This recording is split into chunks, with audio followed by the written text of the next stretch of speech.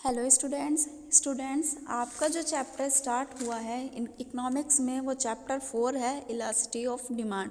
इसका मतलब है मांग की लोच की हमारी जो डिमांड होती है उसमें क्या क्या चेंजेस किए जाते हैं वो आपको इस चैप्टर में पढ़ना है। आपको पीडीएफ भी सेंड की गई है कुछ नोट्स की। तो अब हम यहाँ से स्टार्ट करते हैं इलास्टिसिटी ऑफ डिमांड। यहाँ पर मैंने एक फॉर्मेट बनाया हुआ है, आपको शो हो रहा है इलास्टिसिटी ऑफ डिमांड। फिर यहाँ पर 3 आते हैं, price elasticity of demand, income elasticity of demand and cross elasticity of demand. तो जो प्राइस इलास्टिसिटी ऑफ डिमांड है उसमें जो हम चेंजेस लाते हैं वो due to change in price, means इसमें जो चेंज किया जाएगा वो प्राइस में चेंज किया जाएगा। इनकम इलास्टिसिटी ऑफ डिमांड जो होता है उसमें due to change in income, कि हमारे जो चेंजेस किए जाएंगे वो इनकम में चेंजेस किए जाएंगे। क्रॉस इलास्टिसिटी ऑफ डिमांड, जो क्रॉस इलास्टिसिटी ऑफ डिमांड होती है उसमें due to change in price of related goods, कि हमारे जो गुड्स से रिलेटेड होता है उसमें चेंजेस किए जाते हैं। ठीक है, तो ये एक फॉर्मेट था जो मैंने अभी आपको एक्सप्लेन किया है। चलिए आगे देखते हैं। आगे आता है जो भी हमें क्वेश्चंस इसमें जो आपके न्यूमेरिकल पोर्शन है वो किस तरह से किए जाएंगे। तो फर्स्ट यहाँ पर जो मैंने क्यू दिया हुआ है, क्यू का जो मीनिंग होता है इनिशियल क्वांटिटी डिमांड, कि हमारी जो क्वांटिटी होगी डिमांड की उसको हम क्यू से देंगे, कि उसका जो नेम रखा जाएगा वो क्यू से रखा जाएगा। जो हमारा चेंज हो रहा है, मीन्स अब मान के चलो क्यू हमारा 10 था और चेंज करके उसकी जो क्वांटिटी रखी है वो हमने 15 रख दी, 15 रख दी। तो वहाँ पर क्या होगा, जहाँ भी चेंज आ जाएगा कि change in the quantity demand, तो वहाँ पर हम डेल्टा का यूज़ करेंगे। मैंने जो ये साइन बनाया हुआ है ये डेल्टा का साइन है और डेल्टा क्यू से हम इसको डिफाइन करते हैं।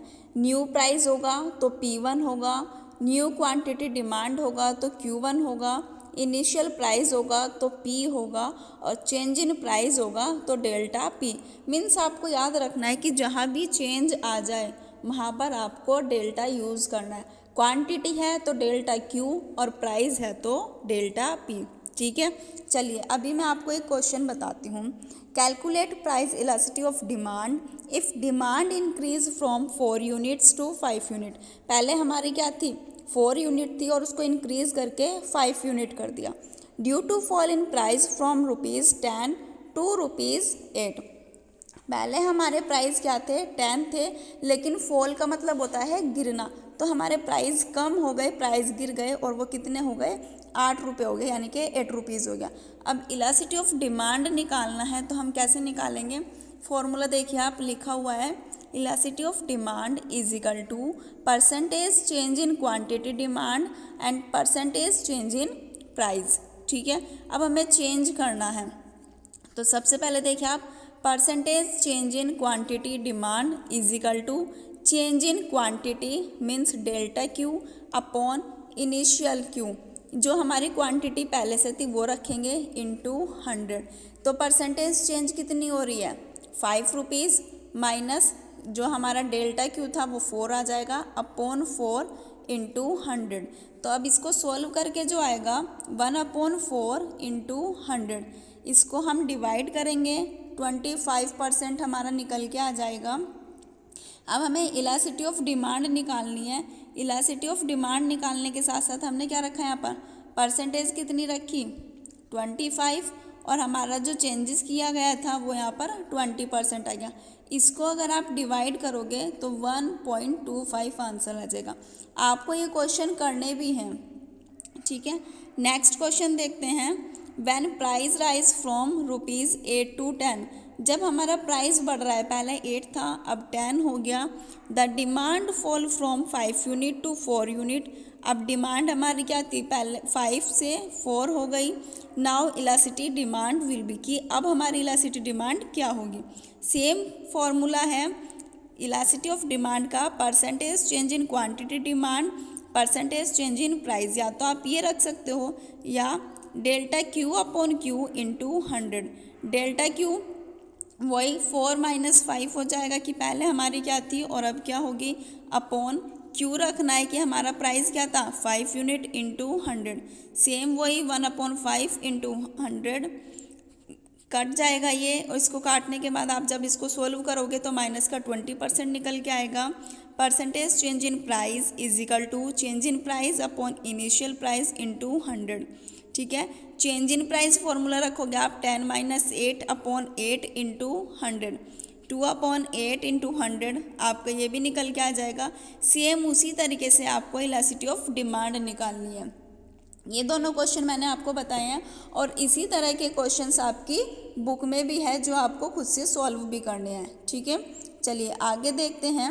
आगे हमारा टॉपिक आता है degree of elasticity of demand. अब आपकी जो डिग्री ऑफ इलास्टिसिटी डिमांड है ये डिग्री आपकी 5 है। फर्स्ट आता है perfectly elasticity of demand. Perfectly elasticity of demand का मतलब होता है कि जहाँ पर परफेक्टली आपको एक जो चेंज है वो एक प्राइस में मिलेगा। अब देखिए मैं इसकी डेफिनेशन बताती हूँ। पहले आप इसका शेड्यूल देखिए। शेड्यूल मैंने लिखा हुआ है प्राइस फर्स्ट डिमांड पर भी हमारा 30 है, सेकंड डिमांड पर भी हमारा 30 है एंड थर्ड डिमांड पर भी हमारा 30 है। तो आपको शो हो रहा है कि प्राइस में कोई भी चेंज नहीं है। हमारा तीनों डिमांड के थ्रू प्राइस एक ही है, लेकिन 30 पर जब हमारा प्राइस है तो हमारी डिमांड 100 है। जब दूसरा प्राइस हमारा 30 है तो हमारी डिमांड 200 है एंड जब थर्ड हमारा प्राइस 30 है तो हमारी डिमांड 300 है ना। तो आप देख रहे हैं प्राइस हमारा इक्वल है और हमारी जो डिमांड है वो बढ़ती जा रही है। ठीक है, चलिए देखते हैं।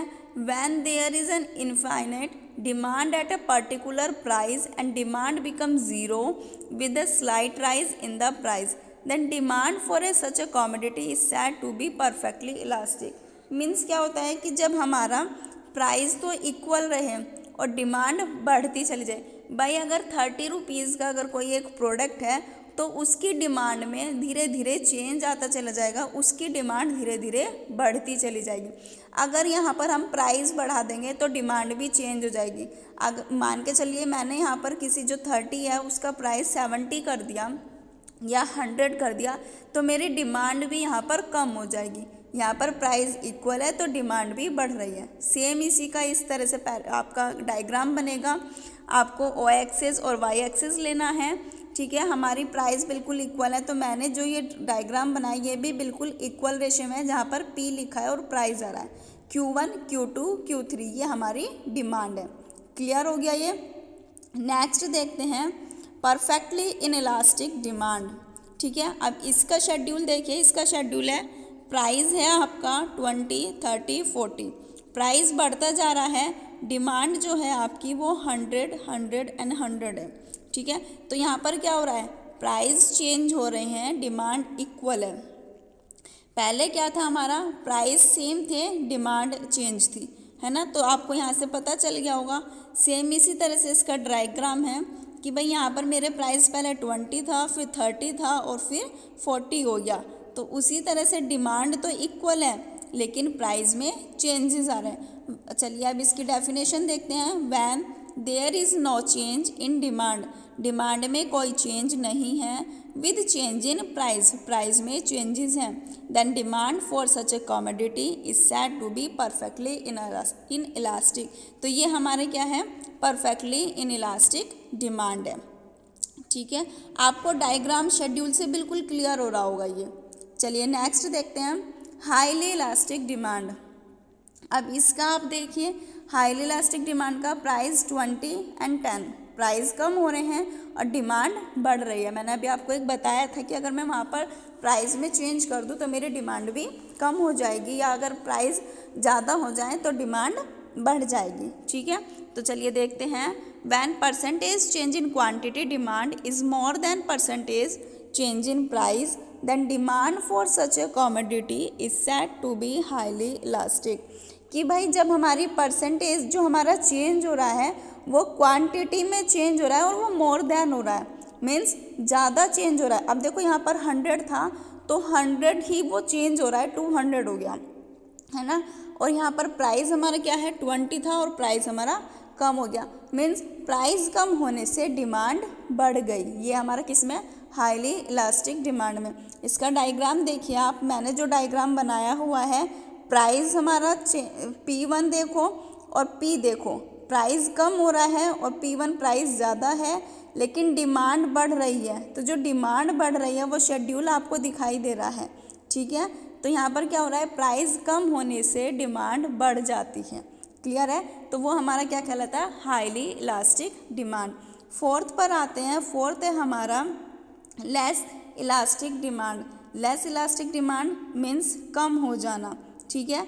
When percentage change in the quantity demand is less than percentage change in price, then demand for such a commodity is said to be less elastic or inelastic।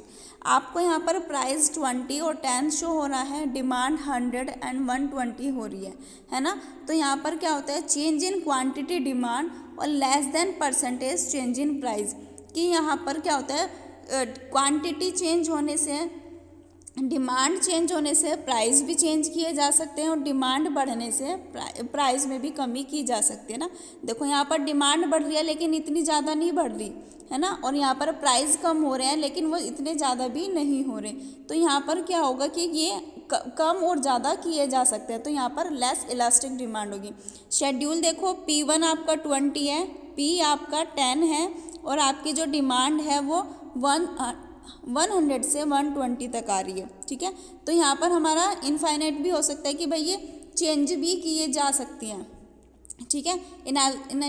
In elastic का मतलब होता है कि ये हमारी कभी भी चेंज की जा सकती है, इनके प्राइस एंड डिमांड में अप्स एंड डाउन किए जा सकते हैं, क्लियर है।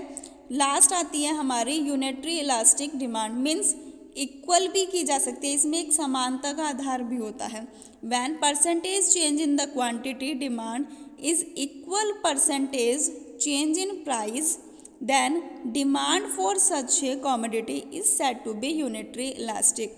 अब देखो यहाँ पर जो डिमांड चेंज की जा रही है वो क्वांटिटी इन डिमांड और percentage change in price, same वही है कि क्वांटिटी इन डिमांड क्या हमारी इक्वल, देखो यहाँ पर 100 था और यहाँ पर 150 हो रहा है, ज़्यादा चेंज नहीं है। और percentage change in price, price में भी ज़्यादा चेंज नहीं है। तो यहाँ पर क्या होता है कि ये एक इक्वल बेस पर रहती है, एक समानता बेस पर रहती है, ये भी हमारी चेंज की जा सकती है। तो यहाँ पर P 10 हो गया, P1 आपका 20 हो गया और ये 100 से जो 150 की ओर आ रही है, ये हमारी डिमांड है जो हमारी इक्वल भी रह सकती है और चेंज भी की जा सकती है। तो यूनिटरी इलास्टिक डिमांड हमारी इक्वल इलास्टिक डिमांड भी कहलाती है। सो स्टूडेंट्स, आपको ये सभी जो मैंने डिग्री ऑफ इलास्टिक डिमांड बताया है, आपको ये जो सारी चीज़ें बताई हैं, इनको अच्छे से लर्न करना है, न्यूमेरिकल आपको करके देखने हैं और अभी आपको जितने भी क्वेश्चंस दिए जाएंगे वो सब आपको फिल करने हैं, ठीक है। नेक्स्ट टॉपिक आता है हमारा factor affecting price elasticity of demand. तो फैक्टर इलास्टिक डिमांड में हमारा क्या होता है कि हमारे जो प्राइस, जो हमें पॉइंट्स बताए गए हैं कि हमारी जितनी भी चीज़ें हैं प्रतिस्थापन की, जितनी भी हमारे फैक्टर्स हैं इलास्टिसिटी ऑफ डिमांड के, उनमें क्या क्या चेंजेस किया जा सकता है। फर्स्ट आता है नेचर ऑफ कमोडिटी, मीन्स वस्तु की प्रकृति, कि भाई हमारे प्राइस में, हमारी डिमांड में कुछ ना कुछ चेंज होता रहता है ना। तो यहाँ पर अगर नेचर के बेसिस पर वो चेंज है, जैसे वाटर के प्राइस में अगर कहें तो कि चेंज हो सकता है, तो इसकी डिमांड पर कोई फ़र्क नहीं पड़ेगा, क्योंकि ये हमारी क्या है, एक नेसेसरी है, एक आवश्यकता, और ये नेचर बेस है, ठीक है। नेक्स्ट आता है हमारा अवेलेबिलिटी ऑफ सब्स्टिट्यूट्स गुड्स, कि जितनी भी हमारी प्रतिस्थापन वस्तु की उपलब्धता होती है, यानी कि जो सब्स्टिट्यूट्स अवेल होते हैं उसमें वो डिमांड चेंज कहलाएंगे। जैसे हमारा जो पानी होता है ना, वो हमारे पानी जैसे कोक है, अगर हम कोई भी कोल्ड ड्रिंक पीते हैं वो हमारी चेंज होगी, और उसके बजाय हम अगर अदर ले लें, यानी कि उसी का सब्स्टिट्यूट ले लें, है ना। जैसे आप पेन यूज़ करते हो, किसी और ब्रांड का पेन यूज़ कर रहे हो तो वो बात अलग हो गई, लेकिन अगर आप उसी का सब्स्टिट्यूट अलग कर रहे हो तो चीज़ अलग हो गई। जैसे हम कोल्ड ड्रिंक्स पीते हैं, सबकी फेवरेट होती है, तो वो एक दूसरे के सब्स्टिट्यूट भी ले सकते हैं, ठीक है। नेक्स्ट आता है income level. Income level means आय का स्तर। अब भाई आय का स्तर क्या होता है कि दो, मान के चलो दो फैमिलियाँ, एक रिच फैमिली है और एक पुअर फैमिली है। भाई रिच फैमिली के अकॉर्डिंग अगर कोई भी चेंज होता है तो उन पर कोई भी इफेक्ट नहीं पड़ता, चाहे वो किसी प्रोडक्ट का प्राइस चेंज हो या वो किसी प्रोडक्ट की डिमांड बढ़े, है ना। और पुअर फैमिली क्या होता है भाई, उनकी इनकम लेवल पर चेंज पड़ता है और उस चीज़ का बहुत ज़्यादा इफेक्ट पड़ता है। क्लियर है। नेक्स्ट आता है लेवल ऑफ प्राइस, कीमत स्तर। तो यहाँ पर क्या होता है कि प्राइस ज़्यादा होने पर कम या ज़्यादा भी किया जा सकता है। भाई प्राइस ज़्यादा हो गए तो डिमांड क्या हो जाएगी, कम हो जाएगी, और प्राइस कम हो गए तो डिमांड बढ़ जाएगी। ठीक है। नंबर ऑफ यूजेस मीन्स वैकल्पिक प्रयोग, कि हमारे पास इसके बदले में कोई और चेंजेस भी है, तो प्राइस में चेंज होने की वजह से डिमांड में चेंज आ सकता है। ठीक है। नेक्स्ट है share in total expenditure, means कुल व्यय का जो आपका अंश होता है, कि भाई मेरा जितना भी खर्चा हो रहा है उसका क्या शेयर करना है, उसकी क्या आय हो रही है। तो इनकम में जो एक्सपेंसेस किया जाएगा वो एक्सपेंसेस जो हमारे होंगे वो कहीं ना कहीं हमें कुछ ना कुछ एक्सपेंसेस करने ही पड़ते हैं। फॉर एग्ज़ाम्पल अगर किसी ने कोई रेंट लिया है, या तो वो कहीं पर रहेगा या वो कोई दूसरा रूम छोड़ देगा, तो यहाँ पर जितना भी एक्सपेंसेस होता है वो हमारे टोटल इनकम में से ही किया जाता है, टोटल एक्सपेंसेस। ठीक है। सेवंथ आता है आपका हैबिट सभी को पता है क्या होती है, आदत, है ना। यदि किसी प्रोडक्ट की अगर हैबिट होने से तो उस पर कोई भी इफेक्ट नहीं पड़ता। भाई अगर मुझे किसी प्रोडक्ट की हैबिट हो गई, मैं उस प्रोडक्ट का हैबिचुअल हो गया, तो मुझे उसके प्राइस एंड डिमांड से कोई फ़र्क नहीं पड़ेगा। जैसे अब स्मार्टफोन है, सभी को स्मार्टफोन की हैबिट हो चुकी है कि वो फ़ोन के बिना नहीं रह सकते ना। फ़ोन उन्हें, आप जैसे आपकी स्टडी में भी फ़ोन यूज़ हो रहा है, कॉलिंग में भी यूज़ होता है, आप उससे स्टडी भी करते हो, है ना। तो यहाँ पर क्या होता है, अगर आप उसके हैबिचुअल हो चुके तो उसके प्राइस एंड डिमांड पर कोई भी इफेक्ट नहीं पड़ेगा। सो स्टूडेंट्स, आपका जो ये 4th चैप्टर था इलास्टिसिटी ऑफ डिमांड, आपको बहुत अच्छे से एक्सप्लेन किया गया है। आपको इसको क्या लर्न करना है, और जितने भी आपको नोट्स दिए जा रहे हैं वो सभी आपको अपनी नोटबुक में लिखने हैं। ठीक है। इसके क्वेश्चंस आपको न्यूमेरिकल क्वेश्चंस भी कर देखने हैं। ठीक है। Thank you.